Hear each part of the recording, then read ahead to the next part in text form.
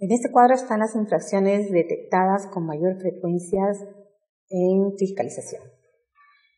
Y tenemos detalladas por artículo y por numeral cuáles son esas infracciones y si tienen gradualidad. Esas son las que mayormente, estas infracciones son las que mayormente se determinan en las fiscalizaciones. El artículo 175 está referido a los libros contables. En el caso del decreto legislativo 940, que es el SPOT, está referido a los depósitos de las detracciones, ¿no? Que eso también tiene régimen de gradualidad. La presentación de declaraciones que contengan la determinación de la deuda tributaria también tiene régimen de gradualidad y también se detecta con mayor frecuencia en las fiscalizaciones. El artículo 177 y el artículo 178, los numerales del 177, el 1, el 5, el 7 y el 13, también son detectados entre las fiscalizaciones y tienen régimen de gradualidad. El contribuyente puede acogerse a ese régimen de gradualidad para disminuir el monto de su sanción. Estas son las infracciones que se detectan con mayor frecuencia, por tanto, con las que el contribuyente tiene que tener mayor cuidado dentro de una fiscalización. Ahora, veamos qué es el cierre temporal. El cierre temporal es una sanción no cuantificable, cuya finalidad es no permitir el desarrollo de la actividad que dio origen a la infracción por un periodo determinado. La regla es que se aplique en el establecimiento que se cometió la infracción. El contribuyente puede tener más de un establecimiento y él no puede decidir en cuál de esos establecimientos se aplica el cierre temporal. El cierre temporal se aplica en el establecimiento en donde se levantó el acta probatoria por la comisión de la infracción. No puede el contribuyente decidir cuál de sus establecimientos va a ser cerrado. El cierre se hace y se ejecuta en el lugar donde se cometió la infracción. Cuando no es posible aplicar esa sanción, el cierre se sustituye por una multa o por la suspensión de licencias, permisos o concesiones o autorizaciones. Eso está señalado en la norma. No es que uno decida uno u otro. La norma establece cómo se sustituye esa infracción.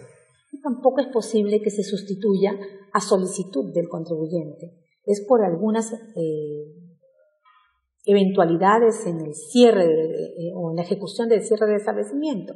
Por ejemplo, se sustituye un cierre por una multa cuando el lugar donde se cometió la infracción, por ejemplo, es la casa habitación de la persona que cometió la infracción, ¿no? Es su casa y la única puerta de entrada y salida de la casa es la que se tendría que cerrar.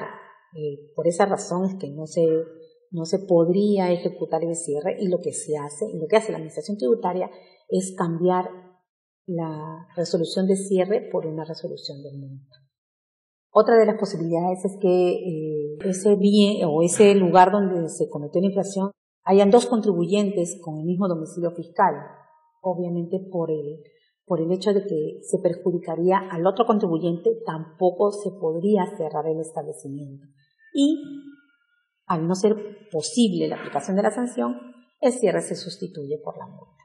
Hay diversas posibilidades para ese cambio y eso está establecido en la norma. El cierre temporal, el plazo máximo para el cierre es 10 días calendario, conforme a las tablas aprobadas por SUNAT en función a la inflación y a la situación del deudor tributario, y también al régimen de gradualidad. Tratándose de infracciones vinculadas al impuesto a los juegos de casino y máquinas tragamonedas, el plazo máximo para el cierre es 90 días calendarios, dependiendo de la situación que ha generado esa sanción, ¿no? La infracción que ha generado esa sanción va a establecer cuál es el plazo para el cierre del establecimiento. El plazo máximo, como bien dice, para los casos regulares que no sean o no estén referidos al impuesto de casinos y tragamonedas, es 10 días calendarios. Y el inicio, el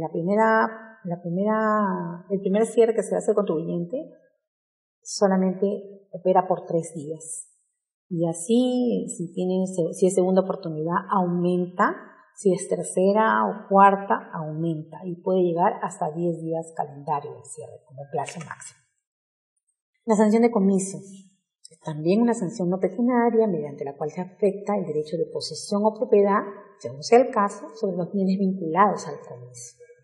Y se aplica al comprador que no obtiene el comprobante de pago o al remitente de los bienes por remitirlos sin el correspondiente comprobante de pago o guía de remisión.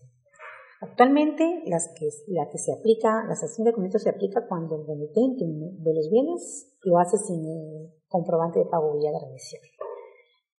Esa es la regularidad de las sanciones. Aún no se aplica la del comprador que no tiene comprobante de pago. Se aplica más cuando se encuentran bienes que están en tránsito y no tienen el comprobante de pago correspondiente o la guía de remisión.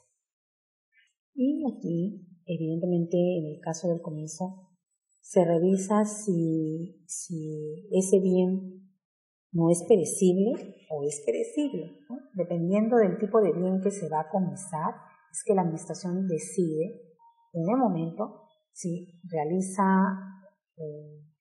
si sanciona, determina la infracción y sanciona con un comiso o sanciona con una multa. Y ahora vamos a ver cuál es el régimen de gradualidad. Un resumen del régimen de gradualidad para que tengan de alguna forma una idea de cómo es aplicado a estas infracciones tributarias. De acuerdo al artículo 166 del Código Tributario, la Administración Tributaria tiene la facultad discrecional de determinar y sancionar administrativamente las infracciones tributarias. Ya lo hemos visto en otras diapositivas, y esa es la forma de aplicar esa facultad discrecional con el régimen de gradualidad. Es una de las formas de aplicar esa facultad discrecional. El Código establece que en virtud de esa facultad puede aplicar gradualmente las sanciones por infracciones tributarias en la forma y condiciones que establezca mediante resolución de superintendencia o norma de rango similar. En este caso, actualmente nosotros tenemos vigente la resolución de superintendencia 063/2007 que establece el régimen de gradualidad. Para efecto de graduar las sanciones, la Administración Tributaria se encuentra facultada para fijar mediante resolución de superintendencia, dice la norma, los parámetros y criterios objetivos que correspondan, así como para determinar tramos menores al monto de la sanción establecida en las normas respectivas. Y eso es lo que establece la resolución de superintendencia 063/2007. Parámetros y criterios para establecer tramos de aplicación de la sanción. Y esta gradualidad solamente procede hasta antes que se interponga el recurso de apelación ante el Tribunal Fiscal, contra las resoluciones que resuelvan la reclamación de resoluciones que establezcan sanciones de órdenes de pago o resoluciones de determinación en los casos que estas últimas estuvieran vinculadas con sanciones de multa aplicadas. Todos los tramos para la aplicación del régimen de gradualidad están referidos a situaciones antes de la presentación del recurso de apelación ante el Tribunal Fiscal, cuando se detecta dentro de una fiscalización, antes de que se emitan los valores respectivos, después de emitidos los valores respectivos, cuando están reclamados, antes de que entren a cobranza coactiva. Todos estos tramos se establecen hasta antes de la presentación del recurso de apelación ante el Tribunal Fiscal. Una vez presentado ese recurso de apelación ante el Tribunal Fiscal, ya no cabe la aplicación del régimen de gradualidad. No es posible disminuir el monto de las sanciones por ningún motivo. Solo opera ese régimen hasta antes de la presentación de ese recurso. Eso debemos tenerlo claro. Esa es la oportunidad del acogimiento al régimen.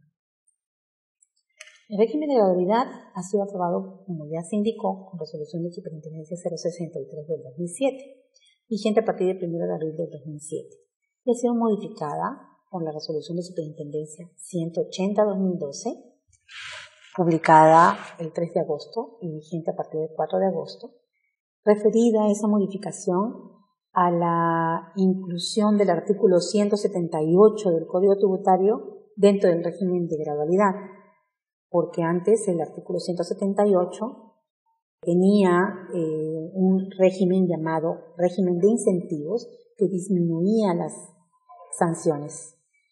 En el año 2012, con la modificación del Código Tributario, se estableció que este artículo 179 ya no era aplicable a SUNAT, y por esa razón es que esta resolución de superintendencia, la 180-2012, incluyó en la RS 63-2007 el régimen de gradualidad para el artículo 178 del Código Tributario.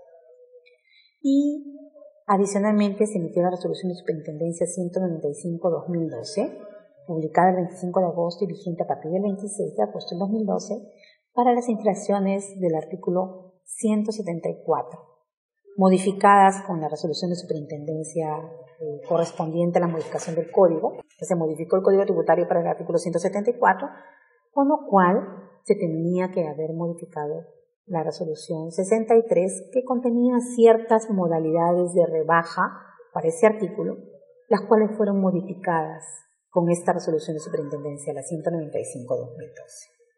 Bueno, veamos ahora a qué se refiere y cómo se aplica en la RS 63-2007, que comprende esa RS, que comprende ese régimen de gradualidad. Este régimen tiene dos títulos en esa resolución de superintendencia y detalla las infracciones relacionadas con la emisión u otorgamiento de comprobante de pago, a las cuales se les aplica el régimen de gradualidad, y las otras infracciones en el título 3 del Código Tributario, sujetas a gradualidad. Y en el título 3 se establecen las otras infracciones del Código Tributario sujetas a gradualidad, diferentes a las infracciones relacionadas con la emisión u otorgamiento de comprobantes de pago. ¿Cuál es el ámbito de aplicación de este régimen de gradualidad? Se pueden acoger al régimen de gradualidad conforme a cada una de las reglas particulares de cada anexo de esta resolución. Las sanciones de multa, internamiento temporal de vehículos, comiso, cierre temporal de establecimiento u oficina de profesionales independientes. ¿Cuáles son los criterios que utiliza esta resolución de superintendencia para aplicar el régimen de gradualidad? Para las infracciones relacionadas a la emisión u otorgamiento de comprobantes de pago, el criterio que se utiliza es el criterio de frecuencia. ¿Cuántas veces el contribuyente ha cometido la infracción? Y para las infracciones no vinculadas a la emisión y otorgamiento de comprobantes de pago, las que no están vinculadas a ello, los criterios que se utilizan son el de acreditación, de autorización expresa, de frecuencia, del momento en que se comparece, el peso bruto vehicular, pago, subsanación, cancelación de tributo y fraccionamiento aprobado. Todo el detalle de cada uno de estos criterios está establecido en la resolución de superintendencia. Los que comúnmente se utilizan para el caso de otras infracciones que no están relacionadas a comprobante de pago son también el criterio de frecuencia, el de pago, el de subsanación, cancelación de tributo y fraccionamiento aprobado, que son los que más están vinculados a las multas comunes que en las cuales el contribuyente incurre. ¿Cómo se aplica la gradualidad? Hay dos tablas. Las relacionadas a comprobantes de pago están en el anexo A, cuando son multas o cierres, y en el anexo B, cuando es la multa que sustituye al cierre. Y las no relacionadas a comprobantes de pago, en el anexo 1 están los criterios aplicables y en el anexo 2 al 5 están los casos específicos en los cuales se aplica el criterio. Esta es la forma de ver esta resolución de superintendencia. Para el caso de las relacionadas a la emisión u otorgamiento de comprobantes de pago, ¿cuáles son los artículos vinculados a esta parte del régimen? En el artículo 174, los numerales 1, 2 y 3. ¿Y cuál es el criterio que se utiliza? Como ya lo dijimos, el criterio que se utiliza para estas infracciones es el criterio de frecuencia, que es el número de oportunidades en que el infractor incurre en la misma infracción a partir del 6 de febrero del 2004. Y para la aplicación de las sanciones contenidas en las infracciones del numeral 1, 2 y 3 del artículo 174, si la infracción es cometida en establecimiento comercial o oficina de profesionales independientes, la sanción es una multa o el cierre. Si la infracción no es cometida en un establecimiento comercial o oficina de profesionales independientes, la sanción es una multa. Y ustedes dirán, ¿cuándo no es cometida en un establecimiento comercial? La mayoría se comete en el establecimiento comercial o oficina de profesionales independientes. Pero hay otras que sí se cometen en lugares diferentes. Por ejemplo, el vendedor itinerante, el que va de casa en casa, va con un detalle, va con un comprobante de pago, con el detalle de la oficina central, y emite el comprobante en un lugar que no está fijo, ¿no? No es un establecimiento comercial. A esos, evidentemente, no se les puede emitir una sanción de cierre, porque la infracción ha sido cometida en un centro específico, en un establecimiento comercial, sino de forma itinerante. Entonces, a ellos sí se les emite una multa. Otro también puede darse en el caso de ferias, ¿no? La feria es de una semana, 2 semanas, y la administración tributaria no ejecuta el cierre en la misma semana, en el mismo día en que se comete la infracción, sino resulta que después de un mes emite la resolución, el valor del acta probatoria, lo que fuere, y ahí al mes siguiente en el que emite la resolución de cierre no va a encontrar el establecimiento porque la feria ya no está. Esas son las infracciones no cometidas en establecimientos comerciales de la persona o contribuyente, ¿no? Entonces a ellos se les emite directamente una multa. Aquí no hay cierre. Para esa aplicación del régimen de gradualidad, la administración tributaria tiene que verificar en qué oportunidad se ha dado en base a ese criterio de frecuencia. Si es la primera oportunidad, para el artículo 174, numeral 1, la sanción es cierre. La primera oportunidad es cierre. Hay cierre efectivo desde la primera vez y no hay la posibilidad de que el contribuyente presente un acta de reconocimiento como se hacía antes del 2012.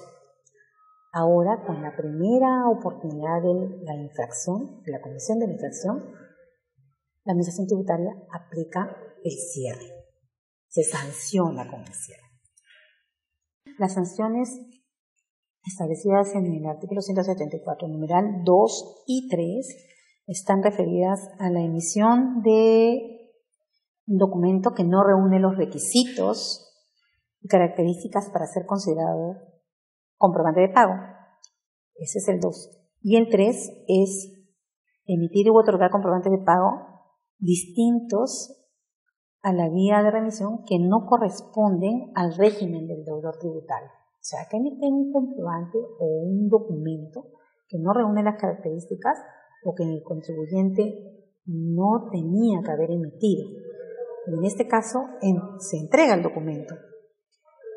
No se sanciona si el contribuyente reconoce mediante el acta de reconocimiento, pero sí se considera como primera oportunidad. Sin acta se le aplica solamente el 25% de la UIT.